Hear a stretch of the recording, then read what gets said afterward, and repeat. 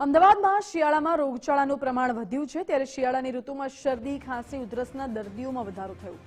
Sola civil હોસ્પિટલમાં એક જ દિવસમાં ઓપીડીમાં 14,152 જેટલા દર્દીઓ નોંધાયા છે। સોલા સિવિલમાં ચિકનગુનિયાના 3 કેસ, ડાયરિયાના 33 કેસ તો હેપેટાઇટિસના 4 કેસ નોંધાયા। સોલા સિવિલમાં 50 બાળ દર્દીઓ પણ હાલ તો સારવાર હેઠળ છે। રોજ 150થી વધુ બાળ દર્દીઓ ઓપીડી માટે આવે છે અને અસ્થમા સાથે જ ફેફસા સંબંધિત બીમારીઓના કેસમાં પણ સતત વધારો થયો છે।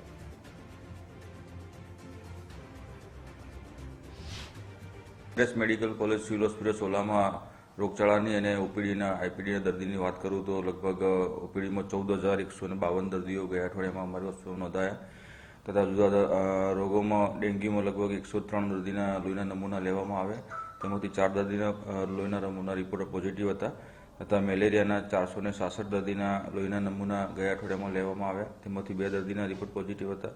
એ જ રીતે ચિકનગુનિયાના 3 દર્દીના સેમ્પલ લેવામાં આવ્યા તથા ડાયરિયાના 33 કેસ નોંધાયા અને વાયરલ હેપેટાઇટિસના 4 કેસ તથા ટાઇફોઇડના 2 કેસ। આ રીતે ગયા અઠવાડિયામાં જુદા જુદા રોગોના દર્દીઓ અમારી હોસ્પિટલમાં નોંધાયા।